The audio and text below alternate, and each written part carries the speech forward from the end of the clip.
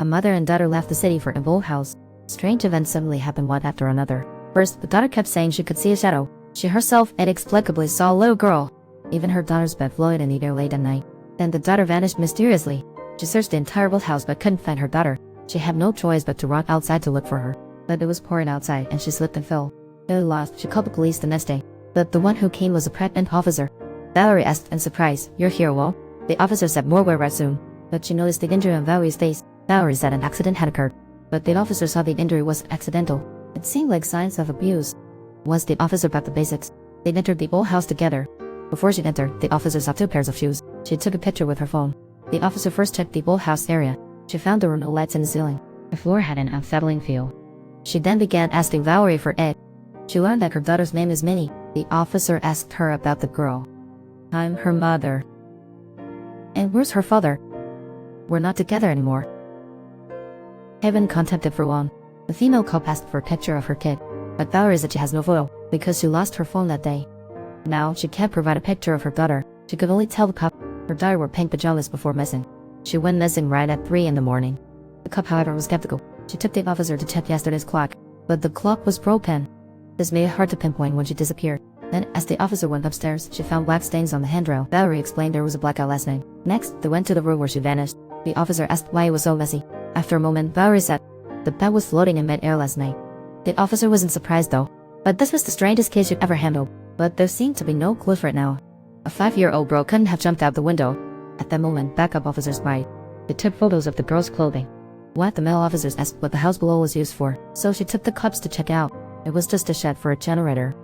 With no clues at hand, the cop asked if she'd seen any shady people.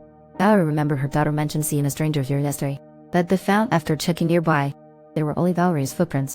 But the officer saw kids' shoes there before. Yet there were no children's footprints nearby. The officer spotted blood on her. Valerie said she felt looking for her girl last night. But when asked why Valerie came at midnight, Valerie seemed to have some untold secret. Relying on her keen intuition, it felt like she was avoiding someone. At that moment, the uncle drove up here. The officer asked him if he had seen Valerie's child, but the uncle claimed that Valerie was alone. Valerie asked in confusion. He clearly saw her at the window that day. Yet the uncle still insisted he had not seen any girl. The officer asked again if her daughter is missing, but Valerie couldn't provide strong evidence to prove it. She was told to get proof of her daughter's existence first. Then Valerie returned to the old house. She again asked her uncle about that day. "Why were you shoplifting at the window that day? Now to deny Jama's existence?" The uncle did not answer directly. Instead, he promised to help her search for her daughter nearby. Meanwhile, after getting back to the station, she grew more suspicious of Valerie. So she planned to investigate Valerie again. They first went to the gas station Valerie mentioned. She checked surveillance from when she refueled. The officer summoned staff for questions. The staff said they only saw her that day. Later, she appeared on stored cameras. But Valerie was seen speaking into thin air. They speculated she might have imagined her daughter.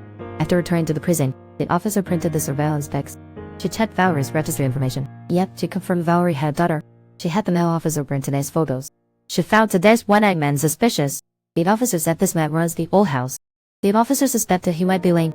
Soon, they went to the man's home to check. They noticed a closed warehouse. After getting the man's go-ahead, the officer gently opened the warehouse door. But the pungent smell came out. But nothing unusual was found inside. Upon questioning, they learned the man was Valerie's mother's driver. Since the family moved to Bangkok, he had been taking care of the old house. But he had been away for 30 years. Recently, Valerie moved here to live. The officer asked how he got his eye injury. The man explained a madwoman broke him long ago. He caught the intruder, but he was stabbed in the eye by her. Before the police could catch her, she fell from the second floor and died. Then Valerie's family moved away.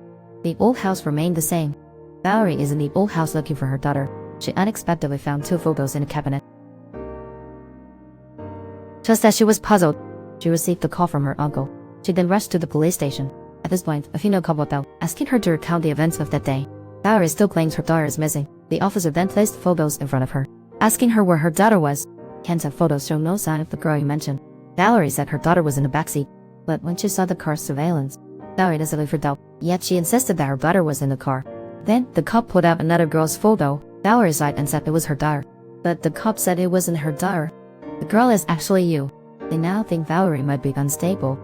When asked if she had harmed her daughter, she recalled memories with her husband. "I want my daughter back. I won't allow it." She was divorcing and planning to take her daughter. In a fit of anger, she pulled the trigger, but the bullet hit behind, and her daughter was right behind the door.